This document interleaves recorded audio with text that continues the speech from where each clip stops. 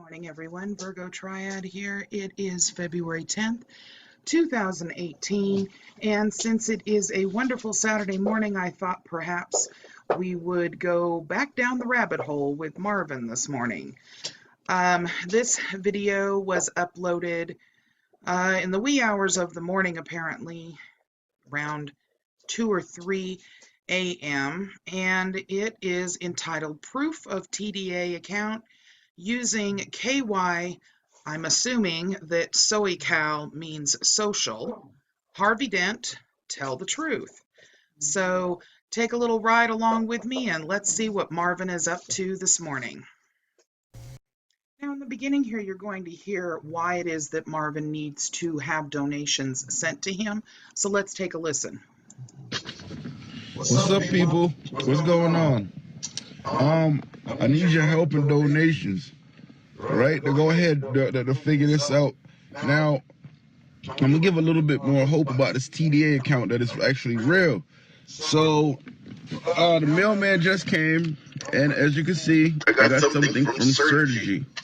Okay, now for those of you that are not aware of the company called Certegy, what that is very similar to Telecheck or to e-commerce check. What it is it's a company that collects data on everyone and what their check writing habits are. They do have annual credit reports that you can pull and look at your own. They will show you if you have any outstanding checks with them that are on their warranty program. They will show you if you've had any checks that are considered to be possibly fraudulent or that anyone else has attempted to try to use any of your account numbers, for example, in the fraud area of that report. Now, we are going to go over exactly how to read those reports in just a moment, but as we're going along here, I would like to go ahead and have you just listen to Marvin and what his explanation of what his Synergy report means. Okay, I got something from Certegy. And I want to go ahead and show something now. If this secret account using your social security wasn't real, why is there like money, or why is there money basically being showed that something got returned or paid for? Who's returning the payments, right? Now I'm gonna go ahead and flip the camera and show you guys something, right? Now, this is where my search continues to try to get $1 million out of the economy. Now, okay, Marvin just informed us that what he's attempting to try to do is get $1 million out of the economy. Let's listen further. As you can see, this is a receipt, right? And this is a gift card that I got. Payment was from a check. Codes again. How was this paid? This is actually quite interesting to me, as I was not aware that you could purchase a gift card with anything on it with a check. But apparently, according to Marvin, that's a possibility now. Paid for, approved, bank check, approved, right? E-check, this for like Dollar General. Oh, that's Barnes and Nobles. You see, e-check, okay? Account. Now, if you guys will just take a quick gander at this real quick, you will notice that there's a statement under here that says authorization agreement. Now, it also states that when you provide a check, and you will need to look this up online to see it more clearly. I tried to get it clearer on here, but you cannot see it very well. What this authorization agreement is telling you is just because it is authorized by a company like Certegy or like Telecheck does not mean that they have pulled the funds. Therefore, in the event that they have to actually go back and collect the funds from you because the check does not clear when it's presented to the bank account that it's written on, you're agreeing to allow them to either collect it, debit it automatically out of your account at the time of presentment, or if it doesn't get paid when presented, that you will cover it if it should have a problem and come back. You can look that up online. There are a few different companies that provide you with information on the authorization agreement for e-checks, but the majority of the time they are a little bit different just because of the fact that each individual store has to print out the agreement on their receipt, and it's based on what their warranty agreement is with the company that warranties their check writing. Account number. Okay. Where's this one from? Dollar General store. No, that was the total. That should have said something with check on there also. Okay, I guess that says EBT. So I guess that's not it. This receipt is not one of them. So long story cut short again, right? Like I said, that's from Surgy. As you see, this is a report from Certegy. This is their general annual report that they will send out. You will notice as he goes forward, you will see a ID that's at the top that identifies that particular report that is distinct to him and the accounts that he has written checks on. Now, what you should see on a clean Synergy or Certegy report is you should see actually just a statement that shows that you don't have any actual problems on your Certegy report, meaning that there's no fraud that's been committed, there are no transactions that have occurred through them that have not cleared, because if something does show up, then on your Certegy report, it's going to mean that those items are things that you've written checks on that Certegy is holding based on their warranty or lack thereof, depending on the actual vendor that was using them that accepted your check at the time. And those checks are actually either outstanding, pending payment, or have had to be paid off in the past because of the fact that they came back not available for funding from the bank that it was presented to. These are some of my transactions right here. So these are some of his transactions right here, and you can see that the check numbers vary broadly, all right, meaning that we have, looks like up here, a majority of checks that were written from a different account than the checks on this account. As you can see, these have 2 digits versus these having 4 digits. These start with a 5, or a 6, and these all start with 4s. 3s and 4s. We also have amounts here that vary, and we have the type of transaction, which is the check payment. And we are going to move further, and you will see just how many pages there are.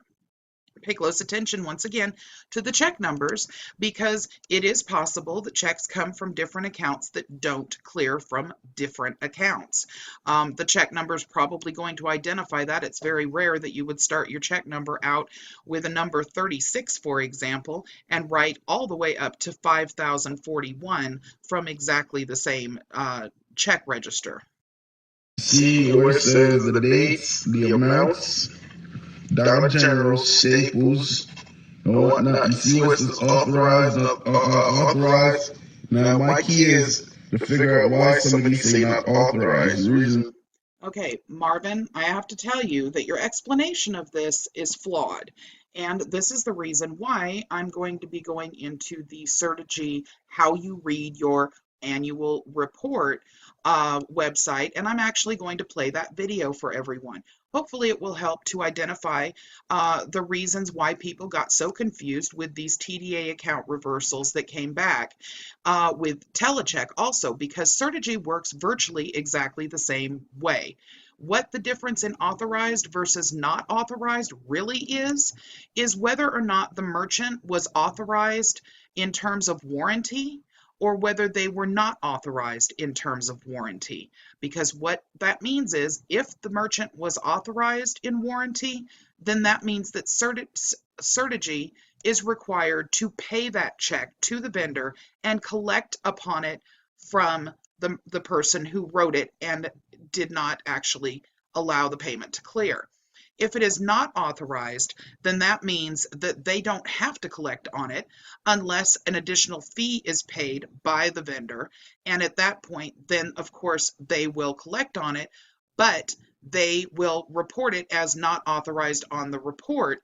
And most of the time, what will happen if it's not authorized and not under warranty from Certegy or Telecheck, the vendor will take that check and will flip it over to the district attorney's office as a fraud or a check that is non-sufficient if it's not paid for within the first 45 days of trying to collect on it. So it doesn't necessarily mean that Certegy has the checks that are not authorized to collect on.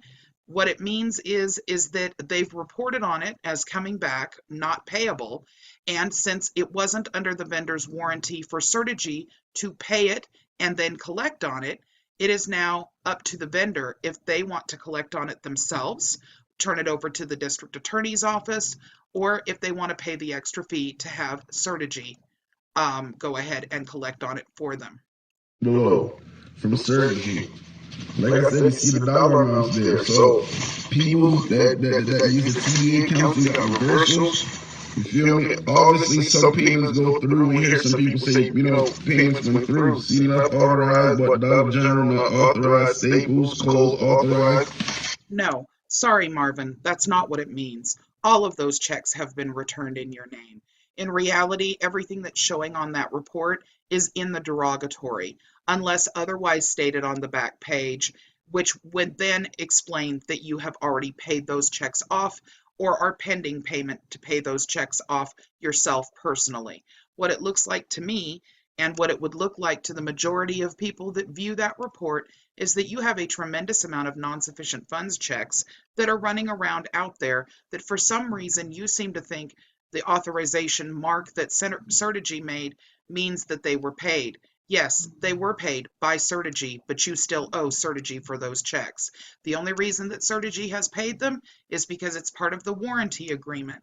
And the reason why it wasn't caught to begin with is because you wrote them out of a new account, and that account did not have an established account on file with them. So therefore, they gave you the benefit of the doubt until they started actually coming back non-sufficient funds. That is the way that it works. It works that way for Certegy, for e-commerce. It works that way for Telecheck and for check systems. Everybody, it works the same way. There is absolutely nothing that suggests that any of those checks were paid at all. I just had that close receipt. Watch. Okay, look now. Watch this. You got the Kohl's receipt right here for Kohl's for $25.72. Now that was the belt that I bought. Bank check approved. Let's see. I just seen Kohl's just now. I didn't rehearse this at all. I'm sitting in my car. So Kohl's for $25.72. Right here, Kohl's, $25.72. What's this receipt say right here? Approved. $25.72 for Kohl's. So authorized. So that means the payment went through, right? Okay, before you get all excited there, Marvin, two things I'd like everybody to notice.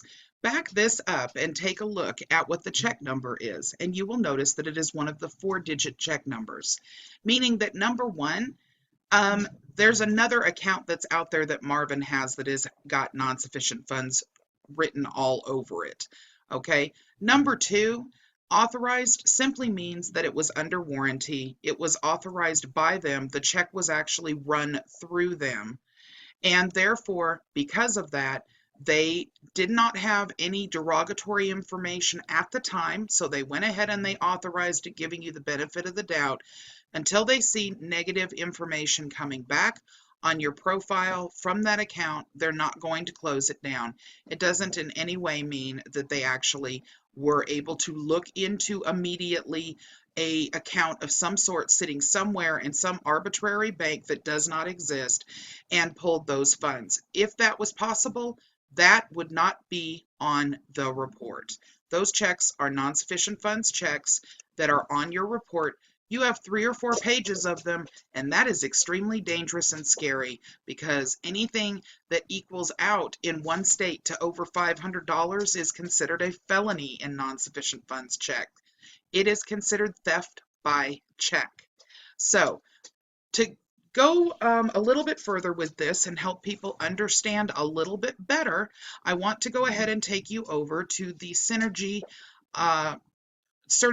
rather, explanation on how to actually read your report. Okay, now this is going to give you an example report that they're going to help you to understand, and they will explain to you that there is a warranty program that vendors choose to go with, or merchants choose to go with them, so that their checks are covered under warranty and paid by them, and then in turn collected by them. If you have anything that's on your report at all in the form of a check, it's going to tell you who it is that you owe the money to, or that the money was owed to, and where the check was written, the date that it was written, the check number, and the transaction code, and it's going to tell you whether they authorized it or whether they did not authorize it. Remember that they share information with Telecheck also, so it's possible that information that's on there is coming from Telecheck, for example, and they did not personally authorize the actual payment. So therefore, they are saying that it's not authorized because it was Telecheck that actually authorized it and allowed it to go through. Just because you have decided to destroy your check writing privileges does not prove the existence of a TDA account. After receiving your consumer report, it's important to review the content for accuracy. Make certain you're aware of all information listed, such as return check information, transaction inquiries, and account closures. If you have reason to believe any of the information contained in your report is inaccurate, it is your right to dispute the information. Let's look at a sample consumer file disclosure report.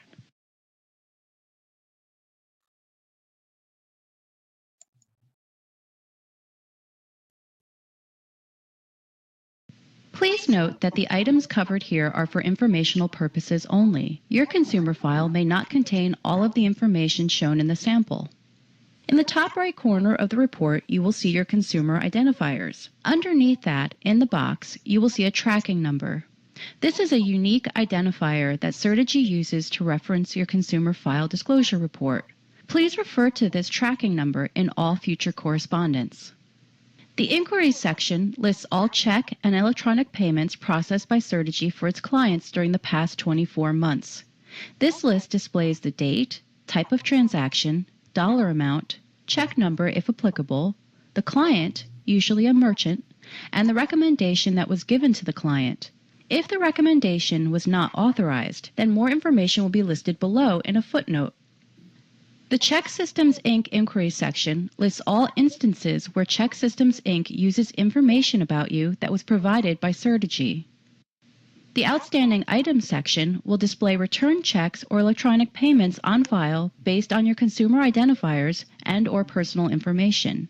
Information will include the date, the type of transaction, the dollar amount, the check number if applicable, original payee, merchant location, reporting source, and the contact information. If you wanted to find out more information regarding the outstanding item, you would refer to the contact information listed for the item. The original payee is the party to whom the check was written. For check cashing transactions, the original payee is typically an individual. Otherwise, it is usually the merchant that accepted the check in exchange for goods or services. The merchant location is where the transaction took place. The reporting source is the entity that sent the returned item to Certegy for inclusion in its negative file. Sometimes this is the merchant itself. Other times it may be a collection agency or a subsequent owner of the debt. Certegy also reports items for which it assumes payment liability under its warranty program. Resolved items will display information for items that were previously outstanding but have since been resolved within the most recent 2 years. In addition to the information displayed for the outstanding item, you will also see a date that the item was resolved. The next section in this example is accounts closed for cause reported by Check Systems Inc. This section displays accounts closed by a financial institution. Account closures will display the bank routing and account number, the government ID, and the closure date. Accounts closed due to identity theft and/or lost or stolen information will display the bank routing and account number, the reporting source, and the phone number for the reporting source. Consumer Report Data Exchange informs you that information that is maintained in Certegy's files may have been reported and used by ChexSystems Inc. Next, you will see a summary of your rights under the Federal Fair Credit Reporting Act, or FCRA. This details what your rights are regarding information contained in your file, as well as what your rights are regarding disputing incomplete or inaccurate information, as well as what the Consumer Reporting Agency's responsibilities are. You will also see who you can contact for more information regarding your additional rights, as well as who you may contact to learn more about the reporting and dispute process. If you believe any of the information provided in your Consumer File Disclosure Report is inaccurate or incomplete, you have a right to dispute the information. The last section contains Certegy's notice to consumers. This will specify any state-specific information in addition to the FCRA. So now that we've gotten through with that, let's listen to the rest of what Marvin has to say with regards to these transactions. Crazy shit, yo. This TDA shit is real, son. I want my BMW that I purchased. Well, you didn't purchase a BMW. As we've just shown, you haven't actually purchased anything from Kohl's either. In reality, what you've done is you've committed fraud, theft by check, theft of service. Unfortunately, this is just another hard lesson that people are going to have to learn on their own, because I've tried many times to explain how Telecheck and places like Telecheck, like Certegy, work. They do not work in the manner that people think they do. It's a database, a collection of different accounts based upon your driver's license and your current address and what the state laws are for that address, and follows you throughout your life. Every 7 years is purged and we start all over again. They do not identify accounts. What they do is process checks. In the event that something comes back, failed to be paid, they then flag that account and nothing else can get through. They share that information with other banks, check systems, Telecheck, and other companies. They transfer it back and forth, sell it back and forth to one another to ensure that everybody is aware that, hey, this is a fraudulent account. This is an account that doesn't exist. This is an account that is, constantly having NSF checks come back on. It doesn't work the way people thought that it did. I tried to explain this back in August.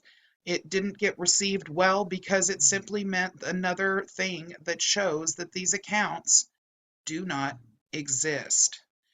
I submit here to you folks that you need look no further than the very beginning of this video to find out the reason why Marvin is doing this.